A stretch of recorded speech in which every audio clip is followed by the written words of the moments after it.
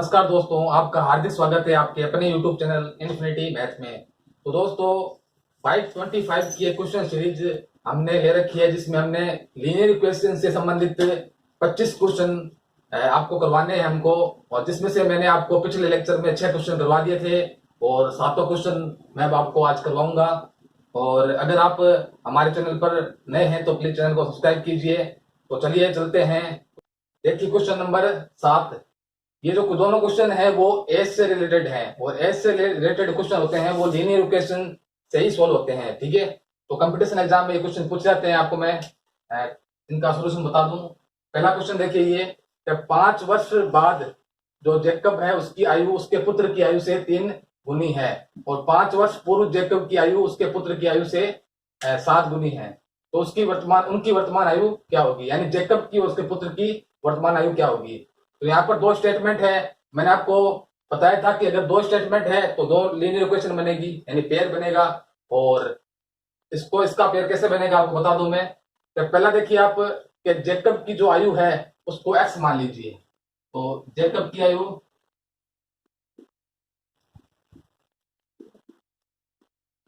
x वर्ष, ठीक है। तो पुत्र की आयु मान लीजिए आप y वर्ष, ठीक है। अब पहला स्टेटमेंट पढ़िए, 5 वर्ष बाद जेकब की आयु उसके पुत्र की आयु से 3 गुनी है। यहाँ पर 5 वर्ष बाद दे रखा है, इसको आप ध्यान से देखिएगा, ठीक है। तो 5 वर्ष बाद जेकब की आयु, तो 5 वर्ष बाद क्या हो जाएगा x प्लस 5, ठीक है। उसके पुत्र की आयु से, तो 5 वर्ष बाद उसके पुत्र की आयु क्या होगी y प्लस 5 से 3 गुनी है, तो 3 गुना कर दीजिए, ठीक है। अब इसको सोल्व कीजिए, x प्लस 5 बराबर गुणा कर दीजिए 3y प्लस कितना हो जाएगा 15। आगे सोल्व कीजिए इसको, 3y को LHS में ले आइए, तो x माइनस 3y, ये प्लस का 5 प्लस का 15, प्लस का 15 LHS में आएगा तो क्या हो जाएगा -10, ठीक है। तो ये हो गई क्वेश्चन नंबर फर्स्ट। इसी प्रकार दूसरा स्टेटमेंट पढ़िए कि 5 वर्ष पूर्व जेकब की आयु, तो 5 वर्ष पूर्व है तो x माइनस 5, ठीक है। उसके पुत्र की आयु की 7 गुनी है, तो पुत्र की आयु भी 5 वर्ष पूर्व क्या हो जाएगी y माइनस 5 की 7 गुनी है, ठीक है। अब इसको आगे सोल्व कीजिए, x माइनस 5 ब्रैकेट में इसको 7 का मल्टीप्लाई कर दीजिए, 7y माइनस 35, ठीक है। इसको आगे सोल्व कीजिए, x माइनस 7y और माइनस का जो 35 है वो LHS में आएगा तो क्या हो जाएगा प्लस 30 इज इक्वल टू 0। ये होगी इक्वेशन नंबर 2, ठीक है। तो इक्वेशन नंबर फर्स्ट और इक्वेशन नंबर सेकंड हमारे पास आ गई है। ये क्या है, simultaneous linear equation in 2 variables, यानी इसका पूरा एक पेयर बन गया, ठीक है। अब इस पेयर में अपन क्या करेंगे, अपन को क्या चाहिए, जेकब की वर्तमान आयु और पुत्र की वर्तमान आयु, यानी x और y का मान ज्ञात करना है। तो इस पेयर से हम एलिमिनेशन मेथड या सब्स्टिट्यूशन मेथड या क्रॉस मल्टीप्लिकेशन मेथड, तीनों में से कोई भी एक मेथड का यूज करके हम x और y का मान यहां से निकाल लेंगे, ठीक है। ये आप अपने आप ही करना, ठीक है। अब आगे रहते हैं क्वेश्चन नंबर 8 पर। क्वेश्चन नंबर 8, मोहन अपने पुत्र से 3 गुना बड़ा है। यदि 5 वर्ष बाद वह अपने पुत्र से 2.5 गुना बड़ा रह जाता है तो मोहन की वर्तमान आयु ज्ञात कीजिए। तो प्रेजेंट एज ऑफ मोहन क्या हो जाएगी, माना x वर्ष, ठीक है। तो मोहन की वर्तमान आयु माना क्या है x वर्ष है, ठीक है। इसी प्रकार उसके पुत्र की जो वर्तमान आयु है उसको माना y वर्ष। आपको क्वेश्चन को ध्यान से पढ़ना है, क्वेश्चन के अकॉर्डिंग ही चलना है आपको, ठीक है। y वर्ष। अब देखिए पहला स्टेटमेंट है, मोहन अपने पुत्र से 3 गुना बड़ा है। तो मोहन की जो प्रेजेंट एज है वो क्या है x वर्ष है, ठीक है। और उसके जो पुत्र की जो प्रेजेंट एज है वो है y वर्ष, ठीक है। से कितना 3 गुना बड़ा है तो 3 गुना कर दीजिए, ठीक है। ये क्वेश्चन नंबर फर्स्ट हो गई। इसके अलावा देखिए आप सेकेंड स्टेटमेंट में, यदि 5 वर्ष बाद वह अपने पुत्र से 2.5 गुना बड़ा रह जाता है, यानी 5 वर्ष बाद की बात कर रहे हैं, आफ्टर 5 ईयर, ठीक है। तो मोहन की जो प्रेजेंट एज है वो x वर्ष है, तो आफ्टर 5 ईयर क्या हो जाएगा, x प्लस 5, ठीक है। और अपने पुत्र से 2.5 गुना बड़ा है, तो आफ्टर 5 ईयर्स उसके जो पुत्र है उसकी आयु भी क्या हो जाएगी, y प्लस 5 से 2.5 गुना बड़ा है। 2.5 गुना कितना होता है, 5/2, ठीक है। तो इसको सोल्व कीजिए, 2 को LHS में ले आइए, 2 multiply by x plus 5 is equal to 5 plus 5, इसको सोल्व कर दीजिए। 2x plus 10 is equal to 5y plus 25, 5y plus 25 को LHS में ले आइए, 2x minus 5y 25 minus 15 equal to 0। ये होगी इक्वेशन नंबर 2, ठीक है। अब देखिए आप इक्वेशन नंबर 1 से x का मान है वो पुट कर दीजिए इक्वेशन नंबर 2 में, तो यहां से क्या जाएगा, y की वैल्यू आ जाएगी हमारे पास, और यहाँ से आप y की वैल्यू निकाल करके इसमें रख दीजिए, तो x का मान आ जाएगा। और x क्या है, मोहन की वर्तमान आयु है, और अपन को क्या करना है, मोहन की वर्तमान आयु ज्ञात करना है, ठीक है। तो ये आपको अपने आप सोल्व कर दीजिए। मैं आपको मतलब इसका नोटिफिकेशन आप देख सकते हैं ऊपर स्क्रीन पर, और उस लेक्चर में मैंने आपको बताया है कि इनको कैसे सोल्व करते हैं। देखिए क्वेश्चन नंबर 9, एक कक्षा में विद्यार्थियों को पंक्तियों में खड़ा होना है। यदि पंक्ति में 3 विद्यार्थी अधिक होते तो एक पंक्ति कम होती, ठीक है। ये पहला स्टेटमेंट है। यदि पंक्ति में 3 विद्यार्थी कम होते तो 2 पंक्तियां अधिक होती, ये सेकंड स्टेटमेंट है। तो कक्षा में विद्यार्थियों की संख्या में बतानी है। तो माना एक पंक्ति में विद्यार्थियों की संख्या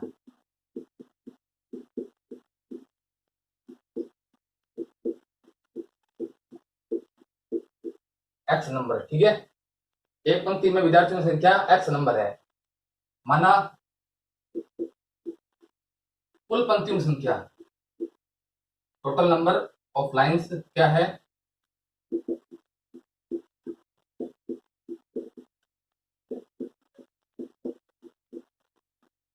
y नंबर, ठीक है। अब देखें अपन को क्या ज्ञात करना है, कक्षा में कुल विद्यार्थियों की संख्या। तो कुल विद्यार्थियों की संख्या कितनी हो जाएगी,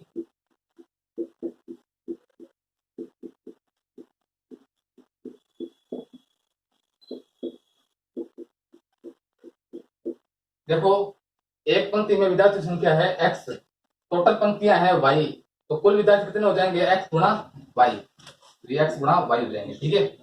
अब आप पहला स्टेटमेंट पढ़िए, ठीक है। यदि एक पंक्ति में 3 विद्यार्थी अधिक होते, एक पंक्ति में 3 विद्यार्थी अधिक होते तो पंक्ति कितनी है हमारे पास,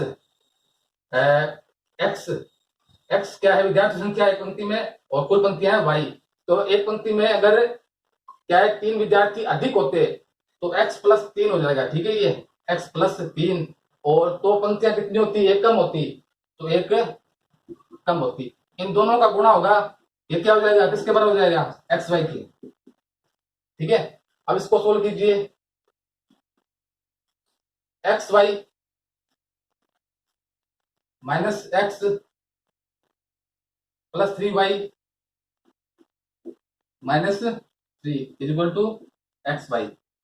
एक्स वाई क्या है, बराबर में कैंसिल हो जाएंगे, ठीक है। तो क्या आएगा, minus X plus 3y minus 3 is equal to 0। ये होगी इक्वेशन नंबर फर्स्ट। इसी प्रकार से दूसरा स्टेटमेंट पढ़िए, यदि पंक्ति में 3 विद्यार्थी कम होते तो 2 पंक्तियां क्या होती, अधिक होती। तो पंक्तियां कितनी अधिक हो रही है, पंक्तियां 2 अधिक हो रही है, और विद्यार्थी है वो 3 कम होते हैं। तो x माइनस 3, x माइनस 3 और पंक्तियां 2 अधिक हो गई, तो y plus 2 is equal to क्या हो जाएगा, एक्स वाई। तो इसको सोल्व कीजिए। X Y plus 2x minus 3y minus 6 is equal to X Y. ठीक है, एक्स वाई कैंसिल हो गया, तो 2x minus 3y minus 6 is equal to 0। ये हो गई equation number second. Equation first और इक्वेशन सेकेंड ये क्या आ गया, इक्वेशन पेयर आ गया। अब इस इक्वेशन पेयर से आप एक्स और वाई का मान ज्ञात कर सकते हैं, और एक्स वाई का जो मान होगा वो इसमें अपन पुट करेंगे यहाँ पर एक्स गुणा वाई में, तो टोटल विद्यार्थी योग की संख्या आ जाएगी हमारे पास। ठीक है, तो ये इसका सोल्यूशन है। ठीक है, ये क्वेश्चन है, क्वेश्चन नंबर 10 है, वो क्वेश्चन नंबर 9 की तरह ही है। ठीक है, तो आप स्क्रीन को पॉज करके या मतलब स्क्रीनशॉट लेके देख सकते हैं। तो चलिए क्वेश्चन नंबर 11 पर चलते हैं।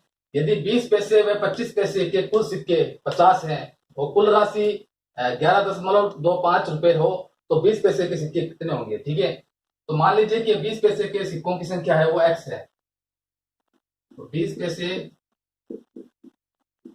के सिक्के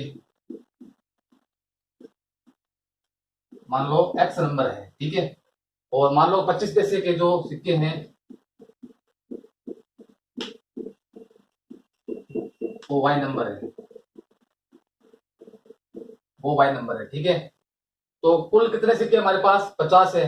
ठीक है, तो 20 पैसे के सिक्के x हैं और 25 पैसे के सिक्के हैं वो y नंबर में है। ठीक है, तो टोटल कितने हो गए x प्लस वाई, टोटल से कितने हो गए 50। ठीक है, ये हो गई क्वेश्चन नंबर 1। ठीक है, अब आप देखिए कि 20 पैसे के सिक्के अगर x हैं, तो 20 पैसे के सिक्के x हैं तो कितने रुपए हो जाएंगे टोटल, ये 0.20 गुणा x। ठीक है, 25 पैसे के सिक्के हैं y, तो कितने रुपए हो जाएंगे ये प्लस 0.25 y। ठीक है, ये टोटल अमाउंट है वो 11.25 के बराबर हो जाएगा, 11.25। ये हो गई इक्वेशन नंबर सेकंड। अब इक्वेशन नंबर फर्स्ट और सेकंड है वो लीनियर इक्वेशन पेयर है, तो इसको सोल्व कीजिए। तो मान लो मैं इसे दशमलव से हटाता हूं, तो देखिए 20x प्लस 25y बराबर क्या हो जाएगा 1125। ठीक है, ये हो गई इक्वेशन नंबर सेकंड। ठीक है, अब इसको सोल्व कीजिए और x और y का मान निकालिए। ठीक है, और वही मेथड है, एलिमिनेशन मेथड है और सब्स्टिट्यूशन मेथड है। किसी मेथड से आप x और y का मान निकाल सकते हैं। तो हमारे पास 20 पैसे के सिक्के और 25 पैसे के सिक्के आ जाएंगे। ठीक है, देखिए क्वेश्चन नंबर 12, एंगल एबीसी दे रखा है। एंगल एबीसी में त्रिभुज एबीसी में देखिए एंगल सी बराबर 3 angle B equal to 2 angle A plus angle B. तो एंगल ए का मान हमें ज्ञात करना है। ठीक है, तो आप इसको देखिए कि एंगल, सबसे पहले मान लीजिए कि let angle B equal to x.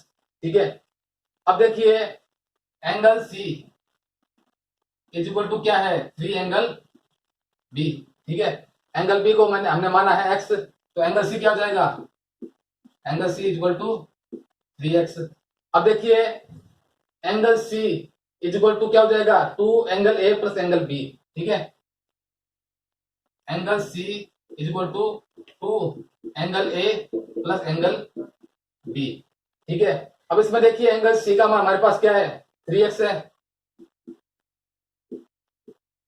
और 2 गुणा एंगल ए का मान क्या है, एंगल ए का मान हमारे पास नहीं है अभी, तो एंगल ए लिख देंगे, प्लस एंगल बी का मान क्या है एक्स है, एक्स लिख देंगे। अब इसको सोल्व कीजिए क्वेश्चन को, 3x equal to 2 angle A plus 2x। ठीक है, अब यहां से 2x को एलएचएस में ले जाएंगे तो क्या हो जाएगा 3x minus 2x equal to 2 angle A. ठीक है, अब इसको सोल्व कीजिए तो 2 एंगल ए क्या आ जाएगा 3x माइनस 2x क्या हो जाएगा x, एंगल ए हो जाएगा x डिवाइडेड बाई 2।